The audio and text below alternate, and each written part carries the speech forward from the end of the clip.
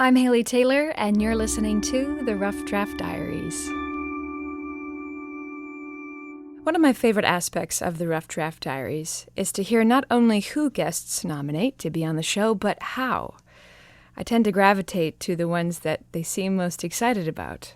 One of my favorite kind of pitches is, you have to talk to so-and-so. What do they do? I might ask. You just have to talk to them. That's exciting. And that's exactly what happened to today's guest. You just have to talk to Tahree Lane. Hi, Haley. Tahree Lane. Tahree and I discussed a wide range of subjects.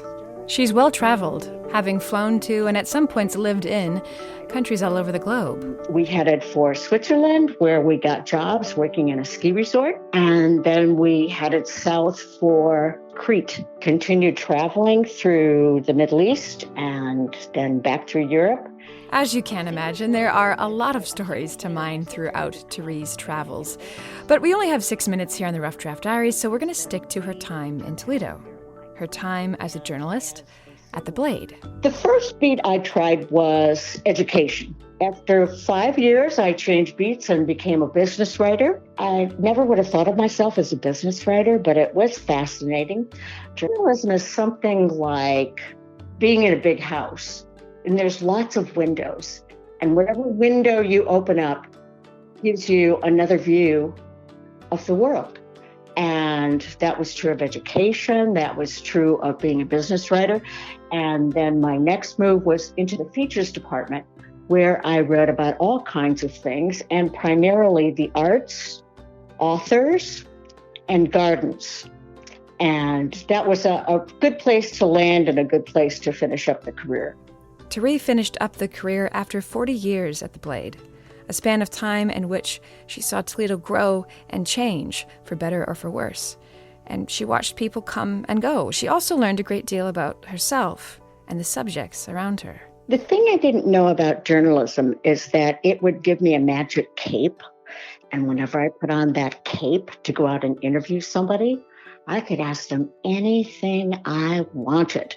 And for a person who is somewhat of an introvert, that's an enormous freedom. And I found that you can ask anything, even, did you kill your wife?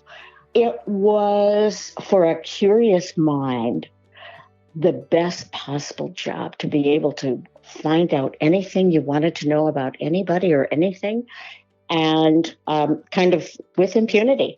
Finding out what made people tick. That's a wonderful thing to be able to do. Why did you do that?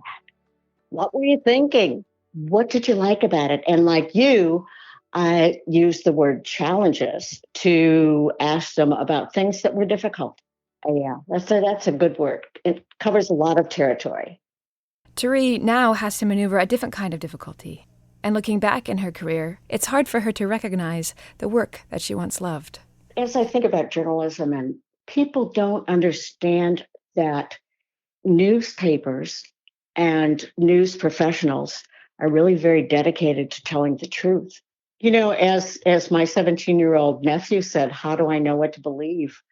And I think for people who haven't grown up with a steady diet of a reliable source of news, they don't know. That's a huge concern that people have. And a huge concern that I have is that people don't trust media anymore. And they need to know who they can trust, and they still can't trust a lot of good media. Tahree has watched the field shrink to about half of its size here in Toledo. We once had a Washington bureau, a European correspondent, journalists in all of the surrounding counties, staff in Columbus. Now half of those writers are gone, as trends shift and how local Toledoans consume their news. If I were young, I'd like to think I would be wise enough to look at my circle of friends and relatives, who among them were the most savvy people about what's going on in the world, and ask them where they get their news. It is essential, I think, to really know what's going on in your community. There's nobody else that tells you what's going on in your community like mainstream media. Yeah. And that's important to know, whether it's getting your streets fixed or what is really in that levy that we're being asked to support for a renewal. All of those things are essential. And you have to go to the best trained journalists to find out answers to those things. As Tahree hopes the next generation seeks out those journalists, those perspectives, she also hopes that they embrace the life a journalist lives, curious, thoughtful, and aware. I think it makes one a good conversationalist. And part of that is being a wonderful listener. And part of that is just closing your mouth and letting other people speak. Yeah, and that everybody is approachable. All people are pretty much the same. People will always rise to the occasion and help each other out. We're the same, and we're all trying to live the best life we can. I'm Haley Taylor, and thanks for listening to this episode of the Rough Draft Diaries.